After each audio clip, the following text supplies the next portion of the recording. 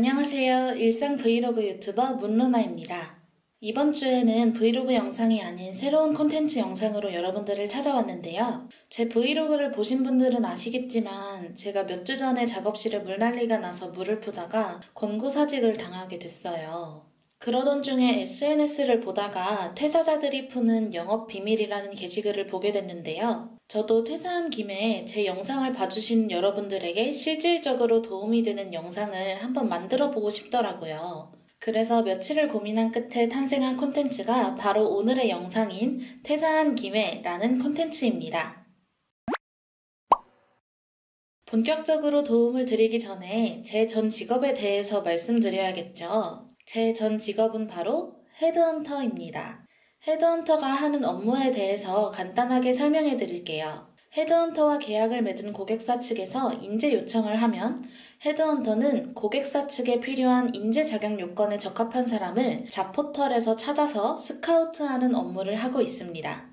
혹시 잡포털 사이트에 이력서를 올려뒀는데 이직 제안이나 입사 제안이 오는 경우도 있지 않으셨나요? 그 제안이 바로 기업의 인사팀에서 오는 경우도 있지만 헤드헌터를 통해서 오는 경우도 정말 많이 있습니다.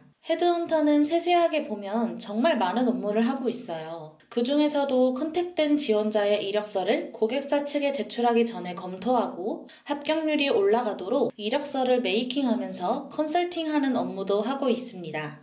다양한 사람들의 이력서를 받다 보니까 이력서를 어떻게 써야 하는지, 어떤 항목이 들어가면 좋은지 잘 모르시는 분들이 정말 많이 있더라고요. 그래서 오늘의 퇴사한 김에 첫 번째 영상 주제는 바로 합격하는 이력서 작성하는 방법입니다.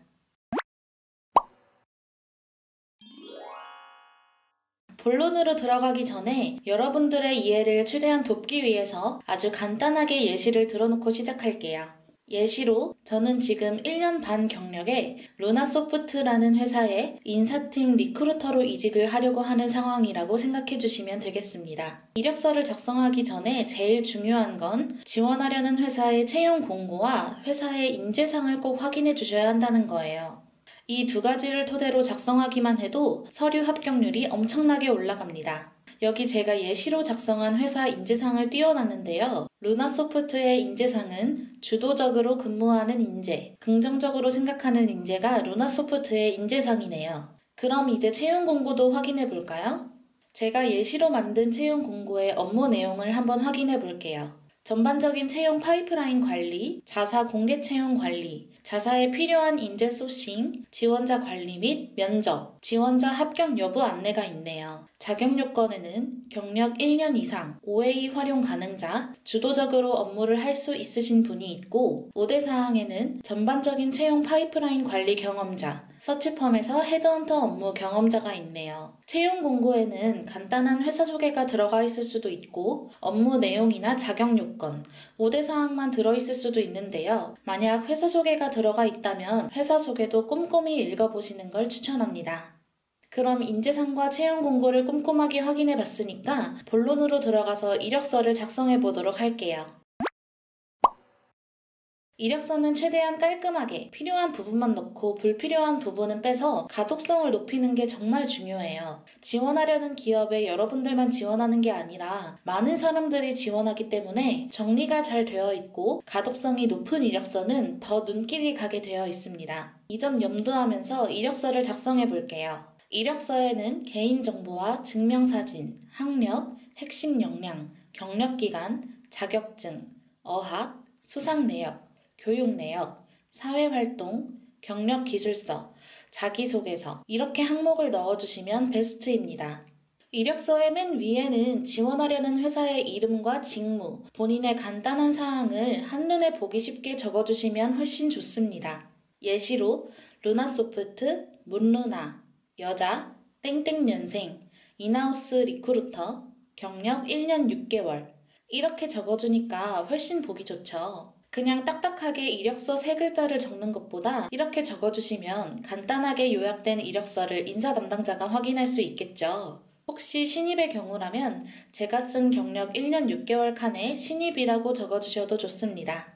다음은 개인정보인데요. 개인정보에는 이름과 생년월일, 주소, 이메일, 연락처, 증명사진은 기본으로 작성해 주시고 추가로 넣으면 좋은 부분들이 직전 연봉과 희망 연봉, 그리고 최종 합격 후 입사 가능일입니다. 직전 연봉은 말 그대로 이전 직장에서 받은 연봉 혹은 현재 직장에서 받고 있는 연봉을 적어주시면 되는데요. 신입의 경우라면 직전 연봉 칸에 신입이라고 적어주시면 되겠습니다. 직전 연봉을 적어주셨다면 이제 희망 연봉을 적어야겠죠. 근데 이력서에서 사실 제일 예민한 부분이 바로 이 희망 연봉 부분이에요. 지원하는 기업의 연봉 테이블이 정해져 있기 때문에 연봉 테이블에서 벗어나는 연봉을 희망 연봉에 적게 된다면 기업 측에서는 당황스러울 수 있겠죠. 너무 높게 불러도 너무 적게 불러도 안 되는 부분이라 굉장히 까다롭습니다. 그래서 제가 팁을 하나 드리려고 합니다. 이직할 때 연봉을 인상해서 가는 경우가 대부분인데요. 이때 직전 연봉에서 평균 5에서 10%를 인상해서 이직하는 게 평균적입니다. 만약 제가 이전 직장에서 연봉 3,300만 원을 받았다면 3,450에서 3,600만 원으로 연봉을 인상해서 이직하는 게 평균적인 이직이라는 거죠. 평균적인 연봉 인상률을 기억해서 희망연봉을 작성해 주시면 되는데요. 평균적인 인상률로 희망연봉을 적어도 연봉 테이블에서 벗어날 경우가 있습니다. 그 경우를 대비해서 희망연봉 옆에 협의 가능이라는 말을 붙이거나 희망연봉을 따로 기재하지 않고 협의 가능만 적어주시는 분들도 있습니다. 이렇게 적어주시면 기업에서는 부담 없이 이력서를 검토할 수 있습니다. 예외로 기업 측에서 뚜렷한 희망 연봉을 기재하라고 한다면 이직 시 평균 연봉 인상률 생각하시면서 작성해 주시면 되겠습니다. 일단 저는 3,600만 원을 적은 후에 옆에 협의 가능을 적도록 할게요. 다음은 최종 합격 후 입사 가능일인데요. 이 부분은 지원한 회사에 최종 합격하게 되었을 경우 언제 입사를 할 수 있는지를 적어주시면 되겠습니다. 보통은 최종 합격 후 2주 이내로 입사하는 경우가 대부분이고 지원한 회사에서 원하는 입사 날짜가 따로 있을 수도 있으니까 이 부분에도 입사 가능한 기간을 작성하시고 옆에 협의 가능을 적어주시면 훨씬 더 좋겠습니다. 다음은 핵심 역량인데요. 이 부분은 안 넣으시는 분들이 정말 많은데 저는 넣는 게 훨씬 보기 좋고 눈길이 가더라고요. 핵심 역량 칸은 내 이력서에서 핵심만 뽑아 요약한 부분이라고 생각하시면 되겠습니다. 핵심 역량은 최소 3개에서 5개 정도 작성해 주시는 게 적당하고요. 조금 전 같이 확인했던 인재상과 채용 공고를 보면서 작성해 주시면 훨씬 쉽게 작성할 수 있습니다. 지원하려는 회사의 인재상과 채용 공고를 보면서 이전 직장이나 본인의 성격에서 일치하는 부분이 있다면 그 부분을 핵심 역량으로 작성해 주시면 되겠습니다. 예시로 제가 작성하는 걸 보여드릴게요.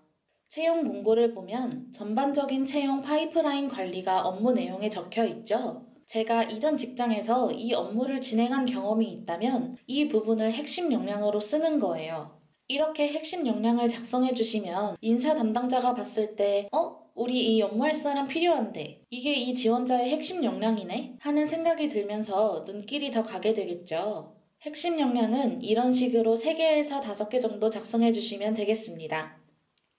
다음은 학력 부분인데요. 이력서는 보통 과거순보다 최신순으로 작성해 주시는 게 훨씬 보기 좋습니다. 대학교, 고등학교 순으로 적어주시면 되는데 대학교 옆에는 학점도 함께 적어주세요. 혹시 대학원을 졸업하셨다면 대학원을 가장 상단에 써주시면 되겠습니다. 다음은 경력 기간인데요. 가장 최근에 다녔던 직장부터 작성해 주시면 되는데요. 작성해 주실 때 이전 직장에서 근무했던 기간, 회사명, 근무했던 부서명, 직급, 혹은 직책, 정규직이었는지 계약직이었는지까지 깔끔하게 작성해 주시면 훨씬 보기 좋습니다. 인턴 경험이 있는 경우라면 인턴 경험도 포함해서 작성해 주세요.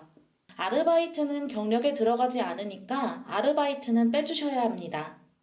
이제 자격증을 작성해 볼 건데요. 취득 날짜와 자격증명, 그리고 취득 기간까지 포함해서 기재해 주시면 훨씬 깔끔하고 보기 좋습니다. 어학 칸에는 토익, 토플, 오픽같이 영어나 일본어, 중국어 등 외국어 자격증이나 어학연수 경험이 있다면 자격증과 마찬가지로 취득 날짜와 자격증명, 취득 기간까지 포함해서 작성해 주시면 되겠습니다. 다음은 수상 내역과 교육 내역인데요. 취업 전에 받은 수상 내역들이나 교육 내역들이 있다면 날짜와 기간을 함께 작성해 주시면 되겠습니다. 예시로 작성해 볼게요. 제가 2021년 9월부터 12월까지 리크루터 양성 교육을 루나 아카데미라는 곳에서 받은 적이 있다고 칠게요. 그러면 이렇게 2021년 9월부터 2021년 12월까지 리크루터 양성 교육 루나 아카데미 이런 식으로 작성해 주시면 되겠습니다. 수상 내역에는 대학교 시절에 받았던 수상 내역도 좋고 이전 회사에서 근무하면서 받았던 사내 수상 내역이나 사회활동을 하면서 받았던 수상 내역을 작성해 주셔도 좋습니다. 특히 지원하려는 회사의 업종이나 지원하려는 직무와 관련이 있는 교육 내역 혹은 수상 내역은 빠뜨리지 않고 꼼꼼하게 작성해 주시는 게 좋습니다. 다음은 사회활동 부분인데요. 신입이나 연차가 낮은 분들은 작성하시는 걸 추천합니다. 이 부분에는 아르바이트나 봉사활동을 했던 경험을 작성해 주시면 되겠는데요. 이 부분도 마찬가지로 최신순으로 작성해 주시면 되겠습니다. 자, 이제 여러분들이 가장 어려워하고 중요한 파트가 다가왔어요. 바로 경력기술서 부분인데요. 제가 많은 후보자들을 만나보니까 경력기술서 부분을 특히나 작성하기 어려워하시더라고요. 신입의 경우라면 해당이 없지만 인턴 경험이 있으시다면 인턴 근무도 경력기술서에 작성해 주시면 되겠습니다. 경력기술서에는 현재 직장, 혹은 이전 직장에서 어떤 업무를 진행했는지 구체적이고 세세하지만 간단하게 작성해 주시면 되는 부분이에요. 제가 예시로 여러분들에게 작성하는 방법을 보여드릴게요. 먼저 제 전 직업인 헤드헌터 업무 중 하나를 작성해 볼게요. 바로 고객사 요청 인재 소싱인데요. 이렇게만 적으면 절대 안 됩니다. 해당 업무를 하기 위해서 어떤 세세한 업무를 진행했는지를 적어주시면 되는 건데요. 고객사에서 요청한 인재를 소싱하기 위해서는 잡포털을 활용해야 합니다. 어떤 잡포털을 활용해서 소싱했는지도 적어줄게요. 인재를 소싱하다 보면 지원자들과 커뮤니케이션을 하는 경우도 있는데요. 그 부분도 경력기술서에 세세하게 적도록 하겠습니다. 어떻게 적어야 하는지 조금 감이 오시나요? 감이 잘 안 오신다면 제가 한 가지 더 작성해 보도록 하겠습니다. 이번엔 전반적인 채용 프로세스 진행이라는 업무 하나로 세세하게 작성해 보도록 할게요. 전반적인 채용 프로세스를 진행하기 위해서 하는 업무는 적합한 인재 소싱, 지원자 이력서 검토 및 메이킹, 지원자 이력서 고객사 측에 전달, 지원자의 합격 여부 관리, 지원자 면접 일정 조율, 지원자 최종 합격 시 처우 협의 진행, 지원자 최종 합격 후 3개월간 사후 관리 진행. 이런 식으로 근무했던 회사별로 업무 하나를 자세하게 쪼개서 간단하게 작성하는 게 바로 경력기술서입니다. 너무 장황하게 쓰면 인사 담당자 입장에서 읽기에 피로감을 느낄 수 있으니까 최대한 자세하면서 간단하게 적어주세요. 업무 내용 작성이 끝났다면 퇴사 사유도 함께 적어주시는 게 좋은데요. 이전 회사의 비판은 부정적으로 비춰질 수 있으니까 최대한 긍정적인 퇴사 사유를 작성해 주시는 게 좋아요. 예를 들면 성장을 위한 이직 결심 같은 내용이면 훨씬 좋겠죠? 이제 조금 이해가 되셨을까요? 이해가 안 되는 부분이 있다면 댓글 남겨주시면 제가 최대한 답변해 드리도록 하겠습니다.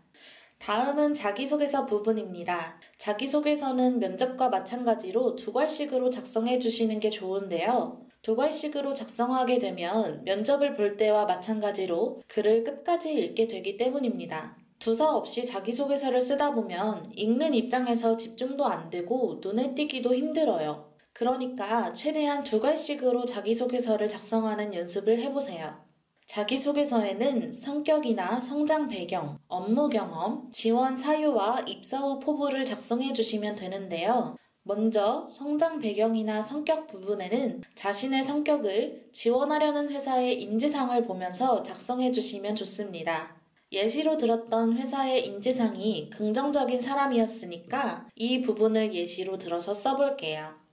저는 긍정적이고 밝은 성격으로 이전 직장에서 팀원들에게 긍정적인 에너지를 주어 기간 내에 마감이 불가능할 것 같았던 업무를 무려 마감일 하루 전에 마감했던 경험이 있습니다.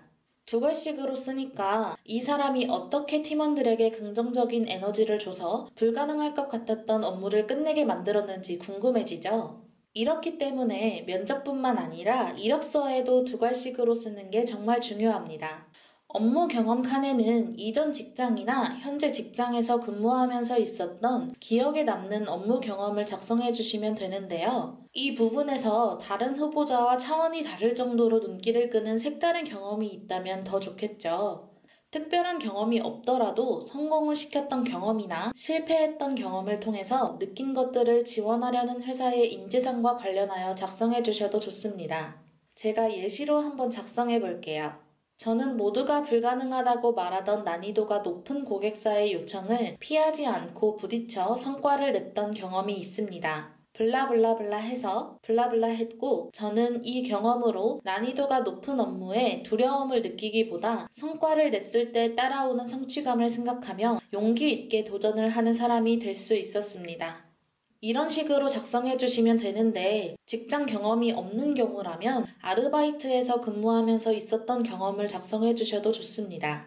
다음으로 지원 사유와 입사 후 포부인데요. 이 부분을 정말 중요하게 보는 회사들이 많이 있습니다. 이 부분에는 이 회사에 지원하는 이유가 뭔지, 이 회사에 입사하게 된다면 어떤 식으로 근무를 할 것인지를 작성해 주시면 되는데요. 지원하려는 회사의 사업 내용이나 기사를 검색해보고 감명 깊었던 부분을 작성하면서 지원 이유와 연결을 지어도 좋고 회사의 성장성을 보면서 작성해 주셔도 좋습니다.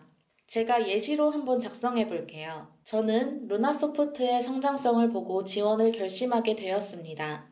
제 좌우명은 멈춰있지 않고 한 걸음이라도 더 성장하는 사람이 되자입니다. 이직이라는 새로운 성장을 눈앞에 두고 있던 중에 루나소프트의 성장성에 대한 기사를 읽게 되었고 관심이 가게 되었습니다. 루나소프트에 대해 더 자세하게 알아보니 블라블라블라 하며 지속적인 성장을 하고 있는 루나소프트는 제게 정말 매력적으로 다가왔습니다. 제가 만약 루나소프트의 일원이 된다면 루나소프트의 멈추지 않는 성장을 위해 필요한 최고의 인재를 발빠르게 채용하고 멈춰있기보다 한 걸음이라도 더 성장하는 루나소프트가 될 수 있도록 하겠습니다.